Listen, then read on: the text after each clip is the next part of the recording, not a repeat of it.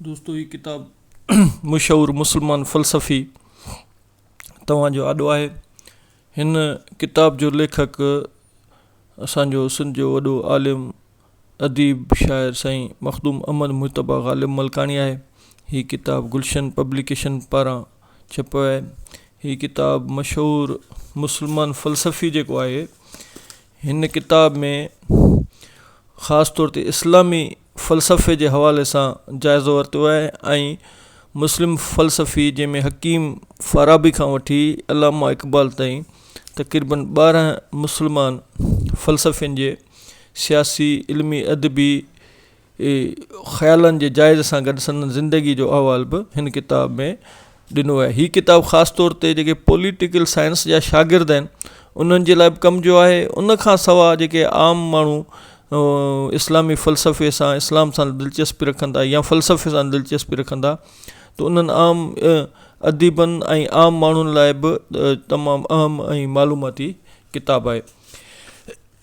हिन किताब में जेके फ़लसफ़ी शामिल आहिनि उन्हनि में जेको आहे सो फ़ाराबी आहे, मावर्दी आहे, निज़ामुल मुल्क आहे, केकाउस आहे, इमाम ग़ज़ाली आहे, इब्न तक़तकी आहे, इब्न तमीम आहे, इब्न खल्दून आहे, शाह वलीउल्लाह आहे, सर सैयद अहमद ख़ान आहे, जमालुद्दीन अफ़ग़ानी आहे ऐं अल्लामा इक़बाल आहे। इन्हनि समूरनि 12 इस्लामी जेके मुफ़क्किर आहिनि इन्हनि जी तसनीफ़ात, इन्हनि जे सियासी समाजी नज़रियनि इख़लाक़ी नज़रियनि खे पेश करण सां गॾोगॾु जेको आहे उन्हनि जे मुख़्तसर जेके हालात ज़िंदगी आहिनि उहे बि हिन किताब में शामिल आहिनि। जीअं इमाम ग़ज़ाली जे जाइज़े में साईं लिखे थो इमाम ग़ज़ाली बाबति, इमाम ग़ज़ाली जे सियासी नज़रियनि बाबति मुसलमान मुफ़क्किरीन में इमाम ग़ज़ाली साहिबु पहिरियां बुज़ुर्ग आहिनि जिन सियासत जी अहमियत ते ख़ासि बहस कयो आहे।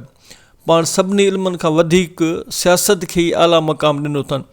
इमाम साहिबु दुनिया जे सभिनी इल्मनि खे 2 क़िस्मनि में तक़सीम फ़रमायो आहे। पहिरियां उहे इल्म जिन जो दीन सां को वास्तो कोन्हे, जीअं रियाज़ी आहे, मंतिक़ आहे, फ़िज़िक्स आहे, हयातियात आहे, केमिस्ट्री आहे। इन्हनि इल्मनि जो दीन सां को वास्तो न आहे। इहे इंसान जा ख़ासि माना साइंसी इल्म आहिनि। उन खां पोइ ॿियो वरी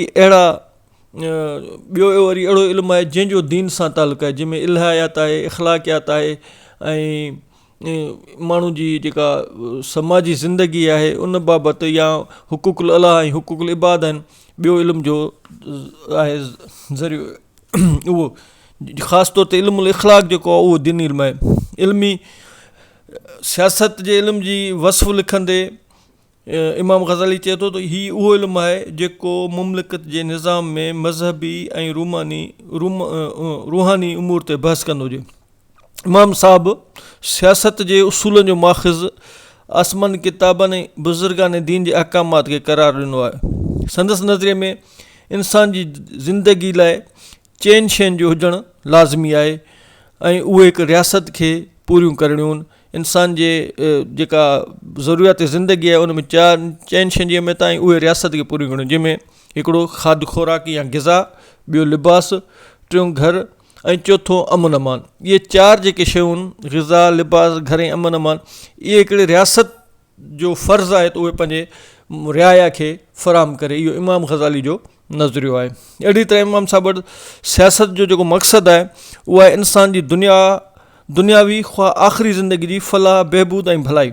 संदसि चवणु आहे त सियासत जी मदद खां सवाइ फ़लाह दारिन नामुमकिन आहे। का बि हुकूमत जेकॾहिं शरई क़ानूनी बुनियादनि ते क़ाइमु हुजे ऐं इल्म सियासत जे उन जी तकमील कई वञे त को बि सबबु कोन्हे त इंसान जो समाज में इंसान खे ख़ुशगवार नतीजा मिली सघनि। दोस्तो हीअ किताब तमामु ज़बरदस्त आहे इस्लामी फ़लसफ़े जा, हिन खे ज़रूरु पढ़िजो।